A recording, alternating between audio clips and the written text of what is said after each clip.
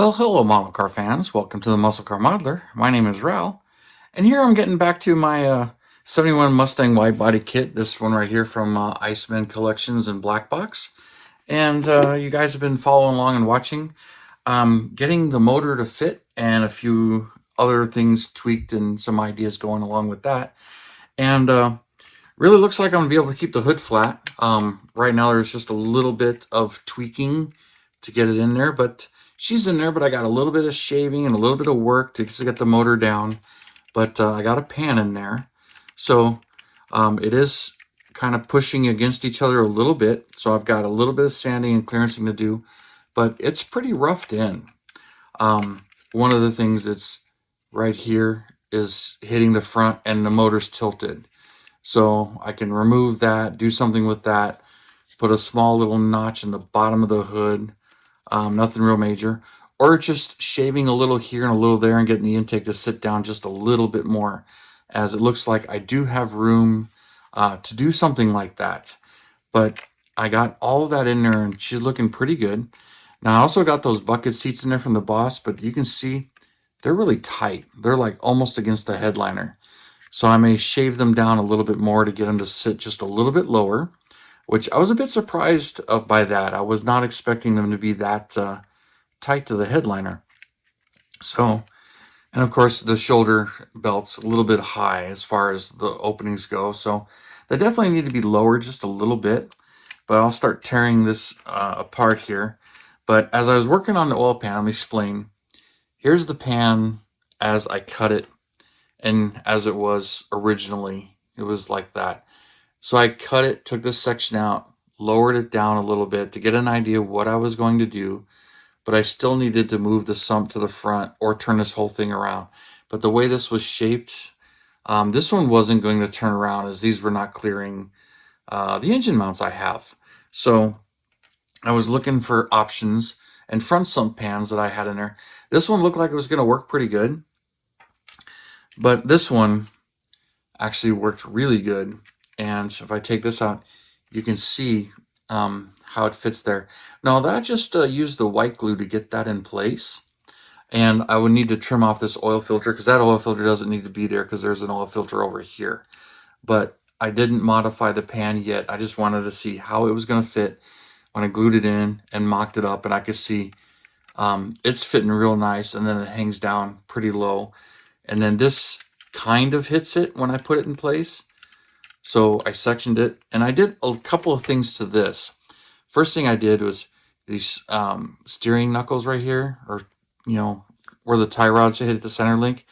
They're actually molded to this piece. Now, as you can see, I separated them, and that was mainly so that I can push this up a little bit. So that's one of the things that's pushing the engine up, is this right here. I could push this and glue it down, bend it a little bit, just kind of tweak it. I really haven't worked it yet to get it to release the tension, but just a little bit of bending and it'll work. But you can see I did separate it so I can do that. So got that making some room. And I also did some notching right in here a little bit just to clean that up, give me a little bit more room for the pan. But this pan is pretty thin and I don't need to worry about that. So this is in there and it's working really nicely. So when I get this back in place, you can see, but you can kind of see it's pushing the pan up. I push it down and it's working pretty good. Plus it's notched right there. So this is at a point where I'm really comfortable with how it's fitting, just a little slight tweaking here and there, and it's going to fit. And you can see it pushed it up just a little bit. But there we go. So that's fitting in a manner that I'm really liking here. So let's pull some of this back apart. There's the firewall and the motor. So there we go. There's that oil pan and everything. Like I said, I got to cut that oil filter off, but I mean, it's barely hanging on. And I'm not quite sure where this came from. I think it's an AMT one. It may have been chromed at one time. Not really sure. But it almost clears the crank pulley too. So it's fitting really well, and it's definitely gonna pass on this one. And I already marked the areas I tweaked on this. You guys have seen where I've clearanced all of this. So let's get the interior out. Oh, there it goes.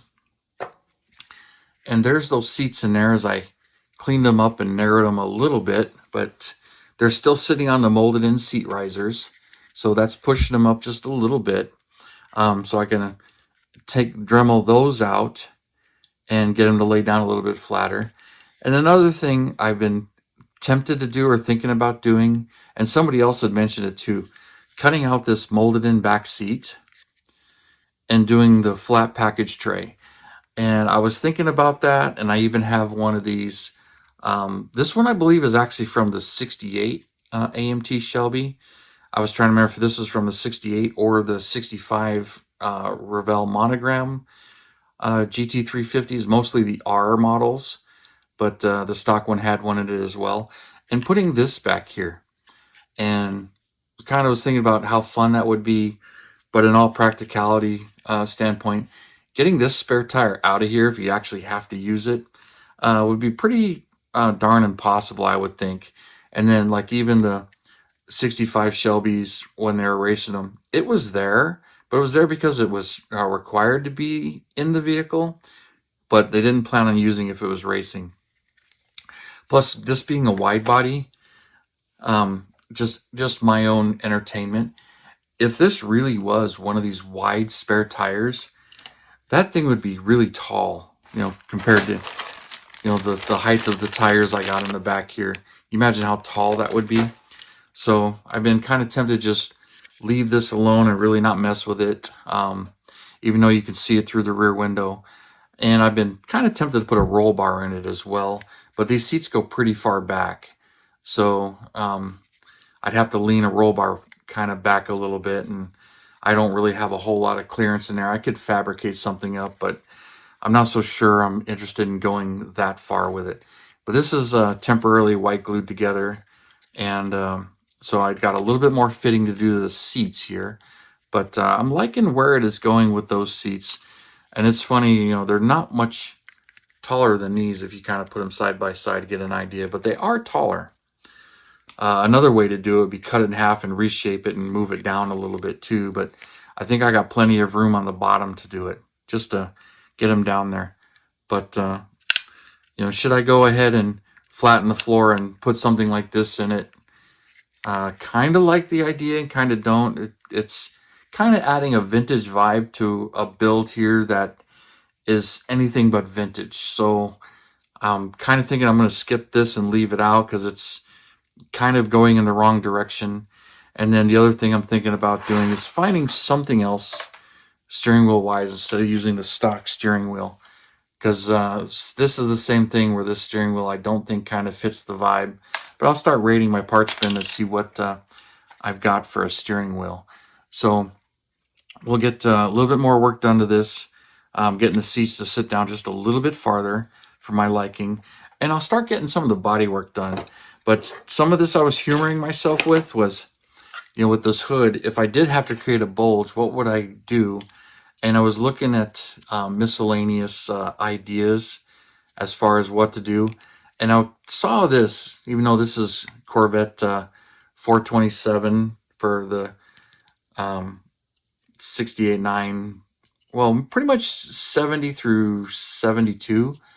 But this is one I played with as far as painting and messing with. But cutting this scoop out and molding it on here, but I don't know, it might be just a little bit too much. Kind of would give it a little bit of an Eleanor hood, but I think this would look good if this was more flat and didn't have these scoops. Or they're combining too many scoops and moving it kind of back. But it seemed like if I had to clearance it, it was going to be kind of far forward. So another open scoop might work. And then I grabbed this. I used one of these before on another kit. This is the Challenger TA hood scoop. But on my Monte Carlo, I made it a cowl hood by putting it on backwards and then having it go towards the windshield. And then I extended the scoop itself out, but I kept the gap. Did that on a car like that, and the same thing. I was kind of playing with it, eyeballing it, seeing, but it just kind of looks out of place. Like there really isn't too much I could think of to do with this other than make this hood actually taller. Kind of like I did where I just fly cut it and just raise the whole center section like I did on my other Mustang. But I'm trying to leave this alone. I do think I might have to put a small little notch in here to clear some of those parts. But I do think the way this is made, I can shave and get a little bit and get this blower down just a little bit more. And because there's just a couple of sections where it's kind of tight, but there are some gaps in there. So if I clean it up, get those snugged down a little bit better, and I think that'll give me all the little clearance I need. And then like where this cooler is right here, kind of rework that there and maybe move that down, because when this thing's sitting at an angle, that's the highest point, and that's where it's actually hitting, is this tiny little piece. But when I get the whole engine down, it's fitting just nicely. So most of this fab work and fitting is going really well. And I just started separating some of the parts I don't think I need from the parts I'm going to use, and just some of my idea parts here. So that's where this is at, and I'm going to continue on with this, but I needed to give you guys a little bit of an update on where I'm at, where my solutions are, and the tweaks I did for that. So you guys stay tuned to this build, keep following along. I appreciate all of your input and your comments and everything. I'm enjoying this. This is kind of fun and a little bit of a different one for me. But as you saw, it's bouncing on and off my desk while I work with some other ones. But anyway, thank you guys for tuning in, subscribing, and all your comments. I really do appreciate you guys. And you have a wonderful weekend, and I will see you next time.